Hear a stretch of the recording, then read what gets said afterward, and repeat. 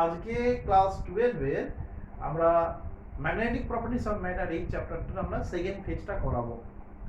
তো এই যে দুটো ছবি এঁকেছি, এই দুটো ছবির সাথে তোমরা পরিচিত আছো। এটা হচ্ছে একটা সলিনয়েড, এটাও একটা সলিনয়েড।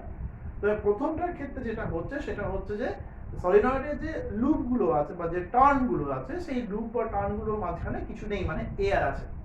এবং এই সলিনয়েডের মধ্যে দিয়ে কারেন্ট যাচ্ছে, কারেন্ট গেলে তোমরা জানো যে সেখানে ম্যাগনেটিক ফিল্ড জেনারেট করে অ্যাকর্ডিং টু অ্যাম্পিয়ার সার্কিটের ল। সেই ম্যাগনেটিক ফিল্ডের যে ফর্মুলা সেটা হচ্ছে B nought equal to mu nought NI by L.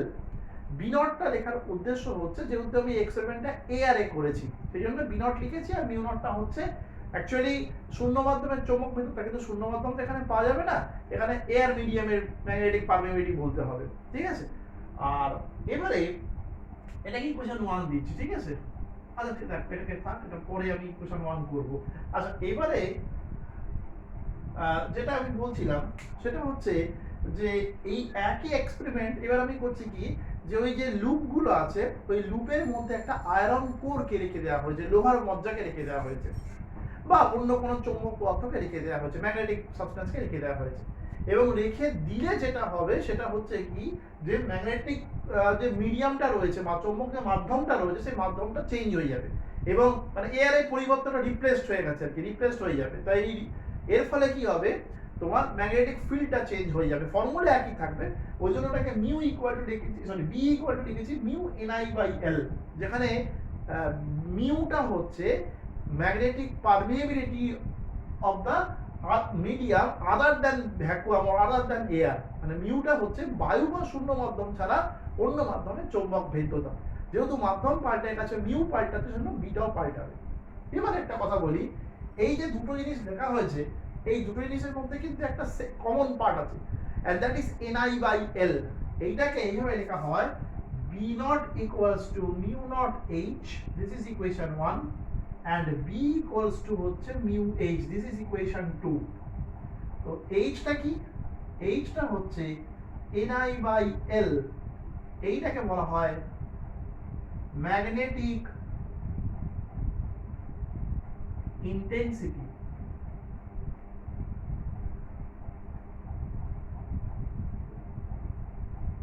Magnetic intensity বাংলায় বলে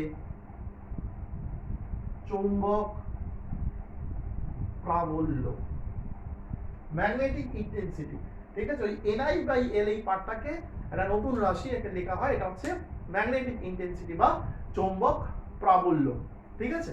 তো এর ইউনিটটা কি হবে একটু বলি।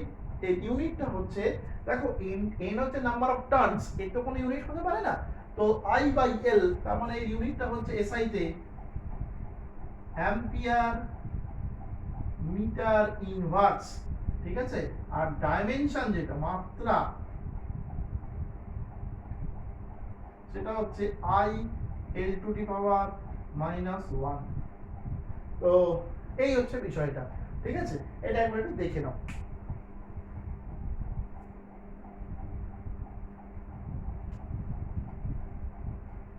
ওকে, দেখে নিয়েছো, বেশ। তাহলে এইবারে তাহলে এইটা নতুনটা রাশি পেলাম, ঠিক আছে। ওকে, এটা বুঝে দিচ্ছি।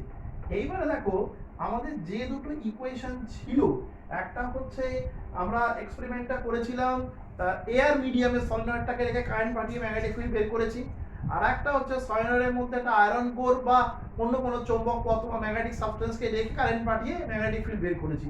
তো দুটো এক্সপ্রেশন বেরিয়েছে। এইবার এই দুটোকে আমি কি করছি, ডিভাইড করছি। 2 divided by 1 we get,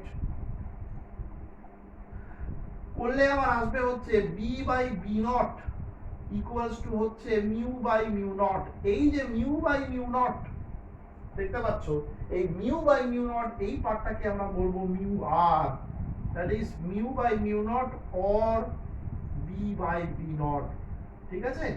এই জিনিসটাকে, এই যে কোয়ান্টিটি বা রাশি এটা পেলাম, এটাকে আমরা বলবো হচ্ছে রিলেটিভ ম্যাগনেটিক পারমিয়েবিলিটি।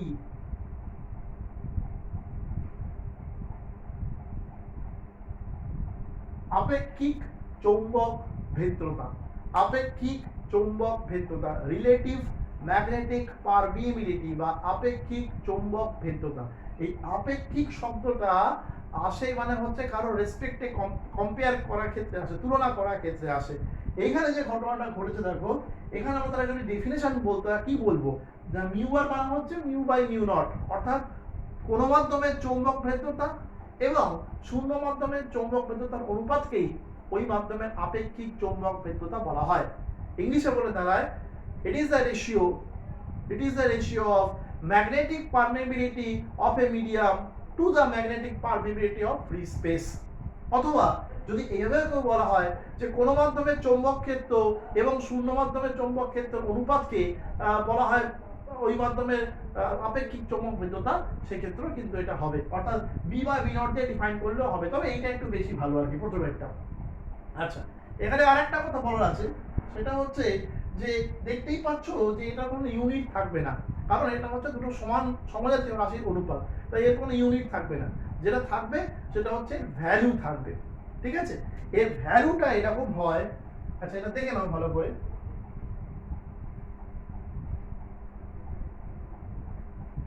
দেখে নিয়েছো? ওকে, এবার এর ভ্যালুটা আমরা এইভাবে লিখতে পারি, একের রেসপেক্ট হিসেবটা করতে হবে। যদি মিউ আর এর ভ্যালুটা মাঝ গ্রেটার দ্যান 1 হয়, মানে একের থেকে অনেক অনেক বেশি, যে সমস্ত পদার্থের ক্ষেত্রে বা ম্যাটারের ক্ষেত্রে এই ঘটনাটা ঘটবে, that kind of matters are known as ferromagnetic substance।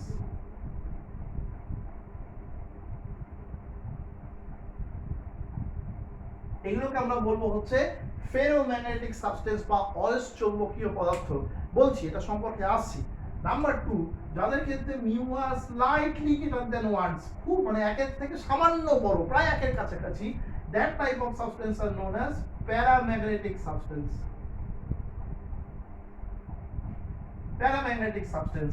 আর যাদের ক্ষেত্রে মিউ আর লেস দ্যান 1 অর্থাৎ নেগেটিভ, তারা হচ্ছে ডায়াম্যাগনেটিক সাবস্টেন্স।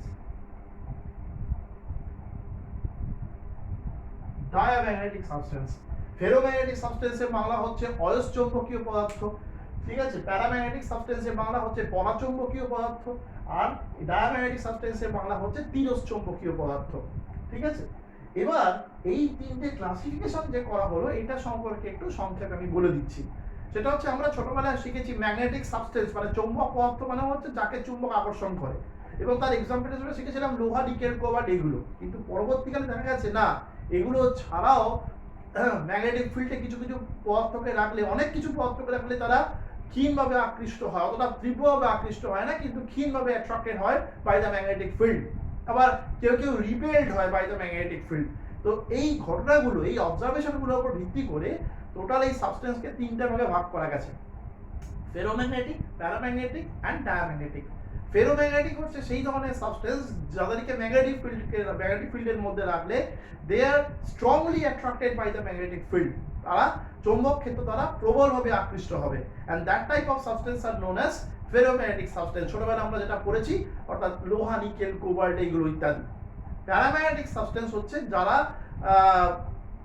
যাদেরকে চৌম্বক ক্ষেত্রে রাখলে they are weakly attracted by the magnetic field।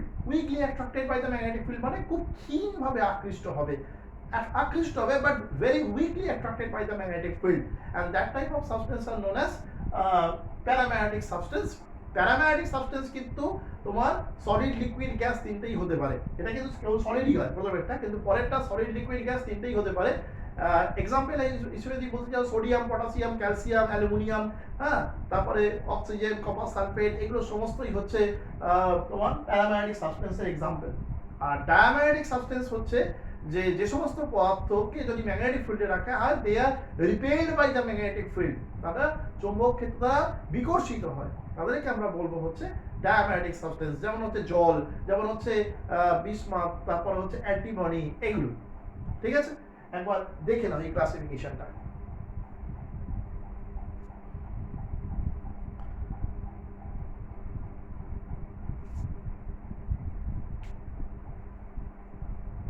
ওকে, দেখে নিয়েছো? তাহলে আমরা এই জিনিসটা পেলাম, মিউ আর এর ধারণাটা আমরা পেলাম। ওকে, এটা আমরা এবার মুছে দিচ্ছি।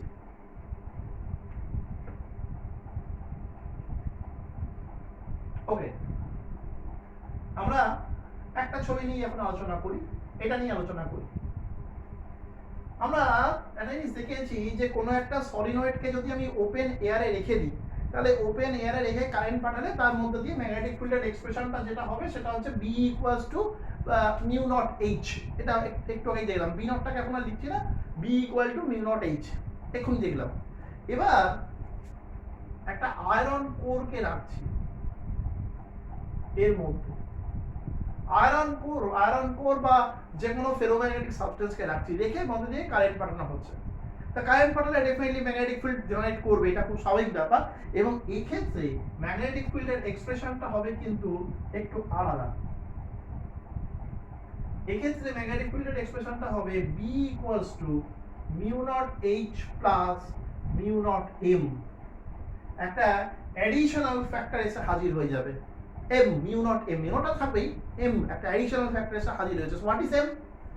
m কে বলা হয় intensity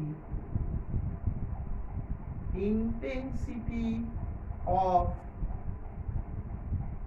magnetization, বাংলায় বলা হয় চুম্বকন মাত্রা, বা শুধু চুম্বকনও বলে অনেক সময়, আমি বাংলাটাও লিখে দিচ্ছি, অসুবিধা নেই।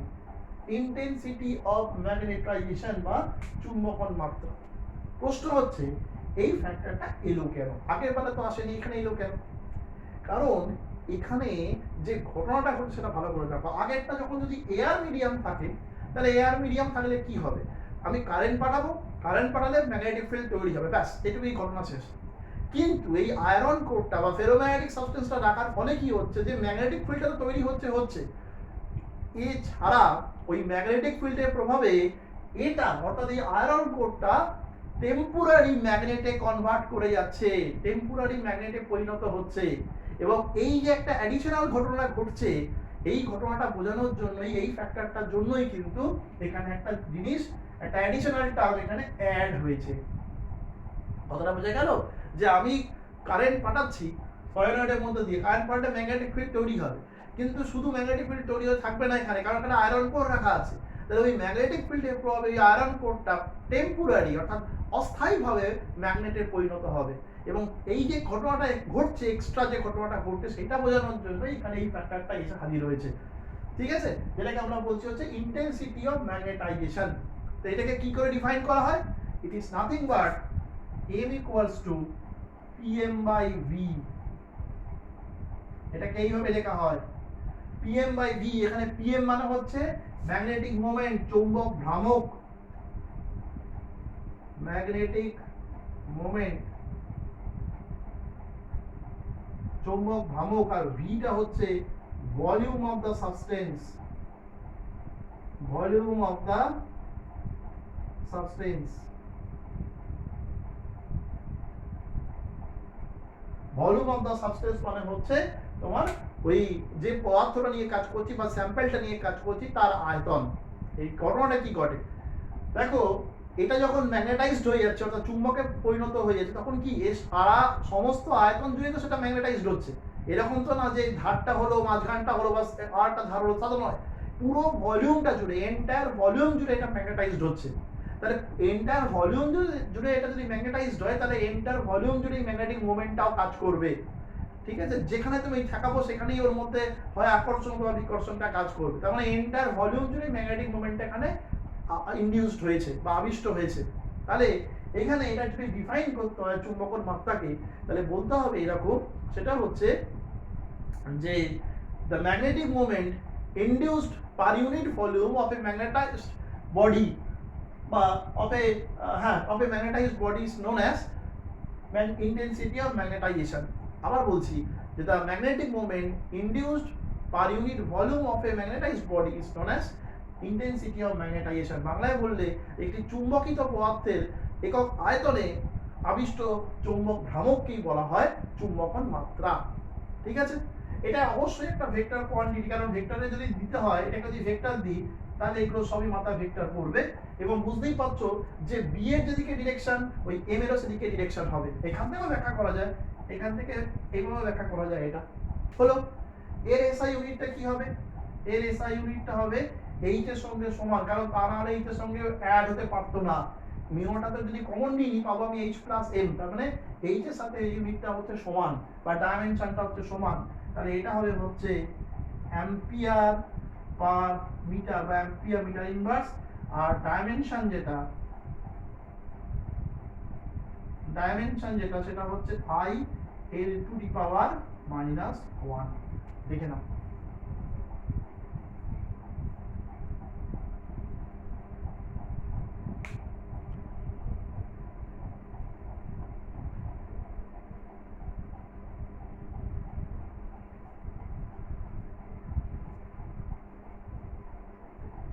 দেখে নিয়েছো জিনিসটা, বোঝা গেছে? ওকে, এবারে একটা জিনিস ভালো করে বুঝবে, আমরা মিউ আর শিখলাম আর ক্যাপিটাল এম শিখলাম, এরপরে আর একটা জিনিস আমরা শিখবো, সেটা সম্পর্কে একটু বলে দিচ্ছি। সেটা হচ্ছে এই রকম যে এই যে এম, ঠিক আছে, আর এইচ, দুটো নতুন জিনিস শিখেছি। এম আর এইচ এর মধ্যে একটা রিলেশন আছে, আর সেটা হচ্ছে M equals M proportional to H. এমটা কি ছিল? ইন্টেন্সিটি অফ ম্যাগনেটাইজেশন, মানে চুম্বকন মাত্রা। এইচটা হচ্ছে ম্যাগনেটিক ইন্টেন্সিটি, মানে চৌম্বক প্রাবল্য। তুমি জিনিসটা ভাবো না, চৌম্বক প্রাবল্য জিনিসটা কি ছিল? আই বাই এল বা এন আই বাই এল। এবার কারেন্টটা যদি আমি বাড়াই তার মানে তো এইচ বাড়বে, কারণ আমি তো নাম্বার অফ টার্নসই বাড়াই বা কারেন্ট বাড়াই, তাহলে এইচ বাড়বে। এইচ বাড়া মানে কি হবে? ম্যাগনেটিক ফিল্ডের স্ট্রেংথটা বাড়বে। ম্যাগনেটিক ফিল্ডের স্ট্রেংথটা বাড়া মানে অটোমেটিক্যালি এমটাও বাড়বে। কেন এমটা বাড়বে? কারণ পোল স্ট্রেংথ বাড়া মানে তো তোমার ডাইপোল মোমেন্টটাও বেড়ে যাবে। পোল স্ট্রেংথ বাড়া মানে ডাইপোল মোমেন্টটাও বাড়বে, কারণ এই ফর্মুলা কি আছে? এই ফর্মুলা হচ্ছে পিএম বাই ভি। ভিটার আর কোনো চেঞ্জ হবে না, ঠিক আছে, কিন্তু পোল স্ট্রেংথ বেড়ে যাওয়া মানে তো পিএমটা বেড়ে যাবে, ঠিক আছে? তার মানে এইচ এর সাথে এমটা হচ্ছে ডাইরেক্টলি প্রপোর্শনাল।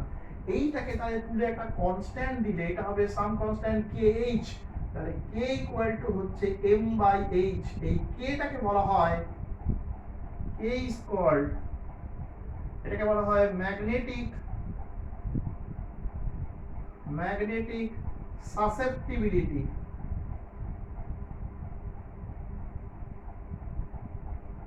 ম্যাগনেটিক সাসেপ্টিবিলিটি বাংলায় বলা হয় চৌম্বক প্রবণতা।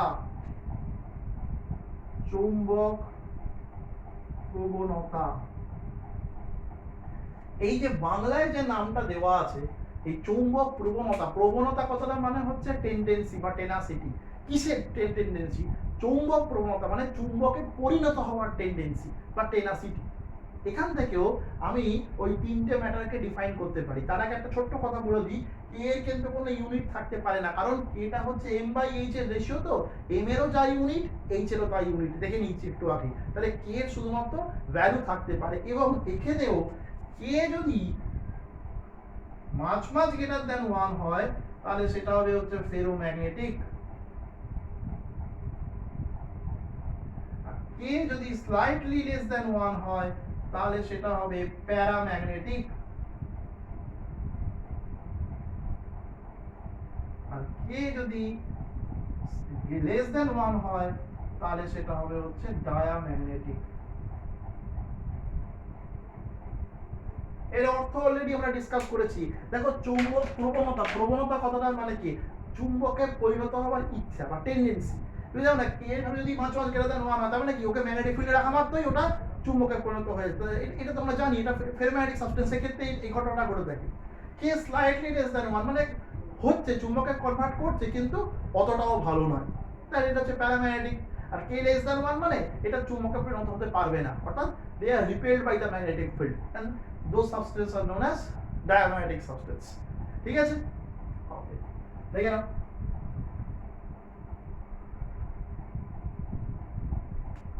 তো এখানে আরেকটা কথা বলার আছে আমার, সেটা হচ্ছে, এটা বুঝে দিচ্ছি, আরেকটা কথা আমার বলার আছে এখানে, সেটা হচ্ছে যে এখানে কাই দিয়ে একটা ওয়ার্ড লেখা হয়, কাই মানে হচ্ছে এম বাই রো। এটা হচ্ছে ওই এটাকে বলা হয় ভর চুম্বক প্রবণতা, মাস ম্যাগনেটিক সাসেপ্টিবিলিটি বলে কাইকে। এটা হচ্ছে যে একক আয়তনের ভরে যে পরিমাণ চৌম্বক প্রবণতা আবিষ্ট হয় তাকে বলা হচ্ছে ভর চৌম্বক প্রবণতা। জাস্ট জেনে রাখো, খুব একটা প্রয়োজন নেই এটা।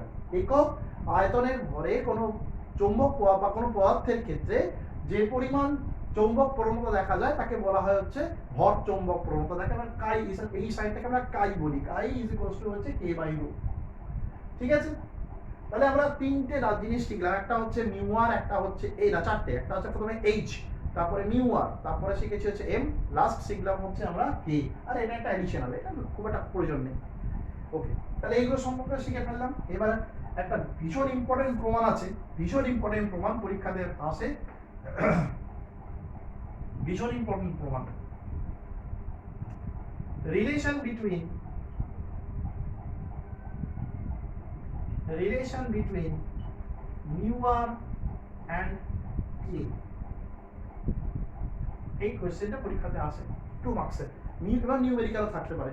মিউ আর এবং কে এর মধ্যে একটা সম্পর্ক তুমি বের করো। কি করব?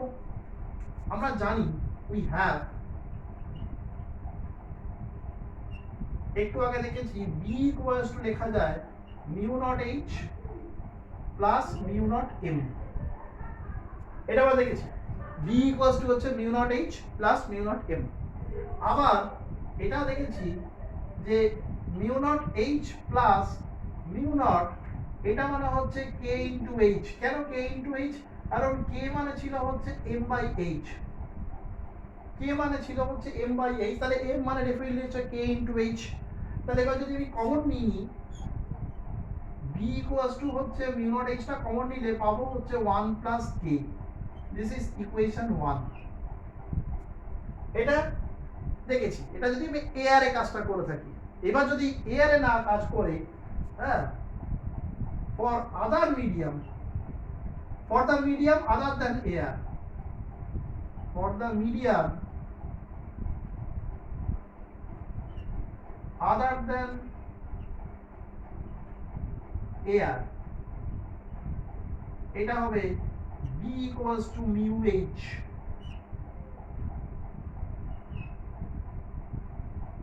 এটা আমরা দেখেছি। যদি মিডিয়ামটা এয়ার না হয় অন্য কোনো হয়ে যায় তাহলে সেটা হবে b equals to mu h। তাহলে এইবারে আমি যদি 1 আর 2 কে লেফট হ্যান্ড সাইড গুলো ইকুয়াল, তাই রাইট হ্যান্ড সাইড গুলো আমি ইকুয়াল করে দিই, তাহলে আমি পাবো হচ্ছে mu equals to mu nought into 1 plus k। তাহলে mu by mu nought equals to 1 plus k। So therefore finally mu r equals to 1 plus k, mu r equals to 1 plus k। ভীষণ important relation, পরীক্ষাতে এটা আসে, mu r equals to 1 plus k। দেখে নাও।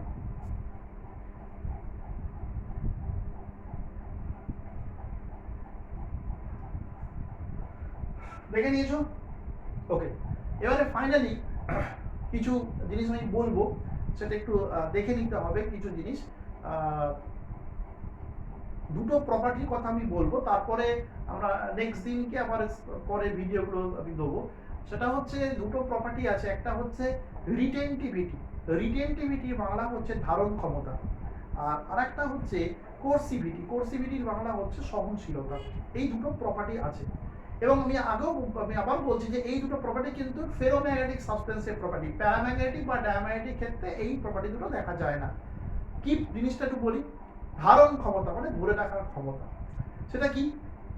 সেটা হচ্ছে যে কোনো একটা ফেরোম্যাগনেটিক সাবস্টেন্সকে যে ধর্মের জন্য, ফেরোম্যাগনেটিক সাবস্টেন্সের যে ধর্মের জন্য ওকে ম্যাগনেটিক ফিল্ড থেকে সরিয়ে নিলেও, ম্যাগনেটিক ফিল্ড থেকে সরিয়ে নেওয়া হয়েছে ওকে, কিন্তু তবুও ওর মধ্যে যে ইনডিউসড ম্যাগনেটিজম মানে আবিষ্ট চুম্বকত্ব সেটা ধরে রাখতে পারে কিছুক্ষণের জন্য, সেই ধর্মটাকে আমরা বলি হচ্ছে ধারণ ক্ষমতা। ঠিক আছে?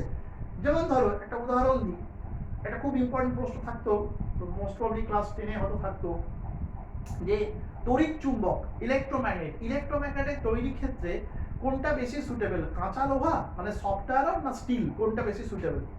তা আনসারটা হচ্ছে কি, যে কাঁচা লোহা মানে সফট আয়রন। কেন? তার কারণটা হচ্ছে যে ইলেকট্রোম্যাগনেটের কাজটা কি, আমি একটা ম্যাগনেটকে তার পাকিয়ে রেখে দেবো, কারেন্ট পাঠাবো, ওটা ম্যাগনেটাইজড হয়ে যাচ্ছে। এবার যতক্ষণ আমি চাইবো ততক্ষণ ওটা ম্যাগনেটাইজ থাকবে, আমি কারেন্টটা অফ করে দিলাম, সার্কিটটা ব্রেক করে দিলাম, ওটা আবার ম্যাগনেটে কনভার্ট করে যাবে। তার মানে এখানে এটা হচ্ছে আবিষ্ট চুম্বকত্বটা ক্ষণস্থায়ী, ইনডিউসড ম্যাগনেটিজমটা হচ্ছে টেম্পোরারি, যে মুহূর্তে কারেন্ট পাঠাবো সেই মুহূর্তটা আবিষ্ট চুম্বকত্ব পেয়ে যাবে, আবার যে কারেন্টটা অফ করে দেবো সঙ্গে সঙ্গে ওটা আবার আগের মতো লোহা বা নিকেলে ফিরে চলে আসবে, এরকম ব্যাপার থাকবে আর কি।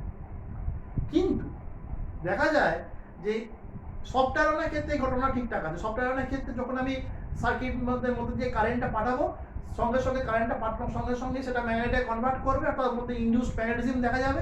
এবার আমি সার্কিটটা ব্রেক করবো, মানে কারেন্টটা অফ করলে তৎক্ষণাৎ ওটা আবার সফট আয়রনে ব্যাক করে চলে আসবে, অর্থাৎ আবিষ্ট চুম্বকত্বটা নষ্ট হয়ে যাবে। কিন্তু স্টিলের ক্ষেত্রে, ইস্পাতের ক্ষেত্রে এই ঘটনাটা কিন্তু ঘটে না। ইস্পাতের ক্ষেত্রে কি হচ্ছে, আমি যখন কারেন্টটা পাঠাচ্ছি স্টিলের মধ্যে, কারেন্টটা পাঠানোর সঙ্গে সঙ্গেই কিন্তু ওটা ম্যাগনেটাইজড হয় না, বেশ কিছুটা সময় না, একটু টাইম লাগে। আবার কারেন্টটা অফ করে দিলেও কিন্তু ওটা ডিম্যাগনেটাইজড সঙ্গে সঙ্গে হয়ে যাচ্ছে না। মানে আমি অফ করে দিয়েছি কারেন্টটা, মানে ম্যাগনেটিক ফিল্ড অফ নেই, কিন্তু যেহেতু ও রিটেনটিভিটি প্রপার্টিটা একটু হাই, অর্থাৎ ধারণ ক্ষমতাটা বেশি, সেই জন্য কারেন্টটা অফ করে দিয়েছি, মানে ম্যাগনেটিক ফিল্ডও নেই, কিন্তু তবুও ওর আবিষ্ট চুম্বকত্বকে, অর্থাৎ ওর ইনডিউসড ম্যাগনেটিজমটাকে ধরে রেখে দিয়েছে। জাস্ট এই প্রপার্টিটাকে আমরা বলছি হচ্ছে রিটেনটিভিটি। সেই জন্য এই পার্মানেন্ট ম্যাগনেট তৈরি করতে গেলে, অর্থাৎ স্থায়ী চুম্বক তৈরি করতে গেলে ইস্পাতকে আমরা কাজে লাগাই, কারণ ইস্পাতের ধারণ ক্ষমতা বেশি। কিন্তু টেম্পোরারি ম্যাগনেট, যেটা আমরা ইলেকট্রোম্যাগনেট বলে দেখি, অস্থায়ী চুম্বক, সেক্ষেত্রে কিন্তু আমরা সফট আয়রনকে ইউজ করে থাকি এই কারণে। ঠিক আছে। আর আরেকটা কোয়েশ্চেন হচ্ছে কোরসিভিটি। কোরসিভিটি জিনিসটা হচ্ছে কি, নিগ্রাহিতা, মানে একটা ম্যাগনেটকে, ফেরোম্যাগনেটিক সাবস্টেন্সকেই ডেফিনেটলি এটাকে আমরা বারবার ডিম্যাগনেটাইজ করার চেষ্টা করছি। ডিম্যাগনেটাইজ মানে বিচুম্বকন করা, মানে ম্যাগনেটিক প্রপার্টিটাকে নষ্ট করার চেষ্টা করছি, একেবারে ডিম্যাগনেটাইজ করা। এই ডিম্যাগনেটাইজ করা বিভিন্ন রকম চেষ্টা করছি, তাকে আগুনে পোড়াচ্ছি বা হাত থেকে ফেলে দিচ্ছি ইত্যাদি প্রভৃতি করছি। কিন্তু এত কিছু করা সত্ত্বেও ও যে ধর্মের জন্য ওর ম্যাগনেটিক প্রপার্টিটাকে ধরে রাখার চেষ্টা করছে বা ইনডিউসড ম্যাগনেটিজমটাকে ধরে রাখার চেষ্টা করছে, সেটাকে আমরা বলি হচ্ছে কোরসিভিটি বা নিগ্রাহিতা বা সহনশীলতা। ঠিক আছে, দুটোর মধ্যে পার্থক্য আছে, দুটোই ধরে রাখার চেষ্টা করছে, কিন্তু এটা ম্যাগনেটিক ফিল্ডকে অফ করে দিচ্ছি, আর এটাকে ডিম্যাগনেটাইজড করার চেষ্টা করছি, দুটোর মধ্যে একটু সামান্য পার্থক্য আছে। আর আবারও বলছি, এই দুটো হচ্ছে ফেরোম্যাগনেটিক প্রপার্টি বা ফেরোম্যাগনেটিক সাবস্টেন্সের প্রপার্টি, অন্য কোনো প্যারাম্যাগনেটিক বা ডায়াম্যাগনেটিক ক্ষেত্রে দেখা যায় না। তো এখানে আজকে ভিডিওটা শেষ করছি। সামনের দিনকে আমি ওই প্যারা ফেরো ডায়া সম্পর্কে আরেকটু বলবো, এবং তারপরে যে আমাদের লাস্ট ফেজ আছে সেটা হচ্ছে জিওম্যাগনেটিজম, অর্থাৎ ভূচুম্বকত্ব, সেটা সম্পর্কে আমরা আলোচনা করবো। তো তখন এটা দেখে নাও।